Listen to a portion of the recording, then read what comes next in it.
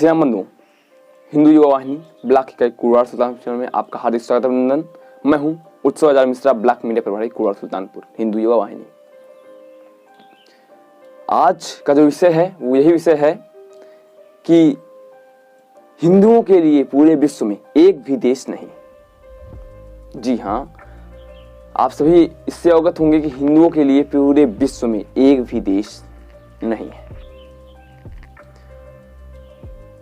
आपको बता दें कि 80 देश ईसाइयों के हैं, लगभग 60 देश इस्लामिक हैं, 2 देश यहूदियों के हैं, लेकिन हिंदुओं के एक भी देश नहीं। वो लोग देखा जाए तो कहीं भी जा सकते हैं। Those people can go anywhere because 56 countries in the world are Islamic nation. But you have to live in this country. Nor should India be a Hindu nation. अर्थात वो लोग तो कहीं भी जा सकते हैं क्योंकि पूरे संपूर्ण विश्व में 56 राष्ट्र ऐसे हैं, देश ऐसे हैं जो कि इस्लामिक राष्ट्र हैं। लेकिन आपको तो इसी देश में रहना है, तो क्या भारत को हिंदू राष्ट्र नहीं होना चाहिए? क्यों ना हम भारत को हिंदू राष्ट्र बनाने का प्रयास करें। हम प्रयास कर सकते हैं, अगर हम चाहें तो हम प्रयास कर सकते हैं। भारत हिंदू राष्ट्र बन सकता है। कैसे बनेगा भारत हिंदू राष्ट्र? जिस दिन हम जातिवाद को नष्ट कर एकता में आएंगे, उसी दिन भारत हिंदू राष्ट्र बन जाएगा। हम लोग संघर्ष करेंगे। विडंबना देखिए हमारे देश की,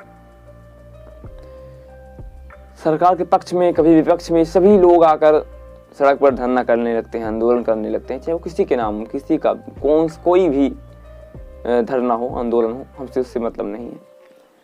क्या हम अपने धर्म के लिए कभी हम ये नहीं कर सकते हैं? हमें अपने धर्म के लिए आगे बढ़ना है और चाहे आंदोलन करना पड़े, चाहे जो करना पड़े वो करना चाहिए हमें। नेपाल में देखिए आप कितना बढ़िया संघर्ष हो रहा है हिंदुओं को। अगर अपने यहां भी जिस दिन होने लगेगा वो तो संभव है।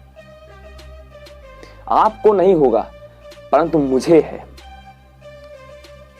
अपने भविष्य और आपके भविष्य की चिंता है मुझे,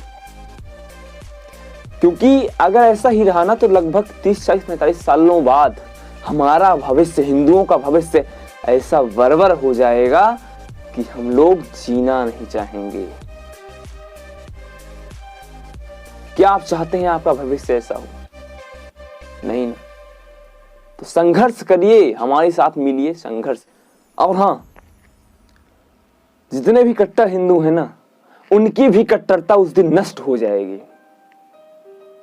एक दिन उनकी भी कट्टरता नष्ट हो जाएगी, क्योंकि हम अपनी जान न्यौछावर कर सकते हैं, अपने तन का बलिदान कर सकते हैं, अपने तन मन धन का बलिदान कर सकते हैं। परंतु जिस दिन हमारे बहन बेटियों के मान सम्मान की बात आएगी ना, वहां पर हमें पीछे होना पड़ जाएगा। कोई भी कट्टर हो, कितना भी कट्टर हो, वो करेगा।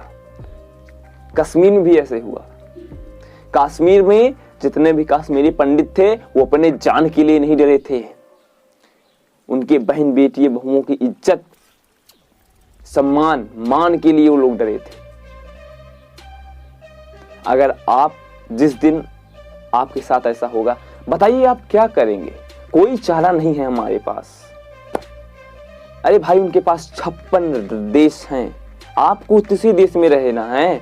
और 30, 40, 45 साल में अगर ये देश में भी उनकी क्षमता बढ़ी और आपको परेशान करने लगे, आपके ऊपर हमला करने लगे, तो आप कहां जाओगे?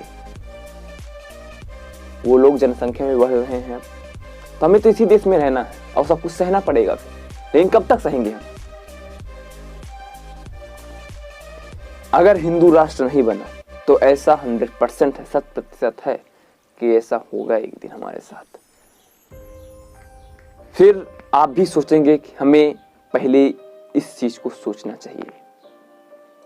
इसीलिए आपसे अनुरोध है मेरा, हृदय की अनंत गहराइयों से अनुरोध है मेरा आपसे कि अब आगे बढ़िए, कोरोना काल खत्म हो जाने दीजिए और संघर्ष करिए हिंदू राष्ट्र बनाने का, क्योंकि हिंदू राष्ट्र नहीं है तो हम लोग अपने भविष्य में नहीं रह जाएंगे।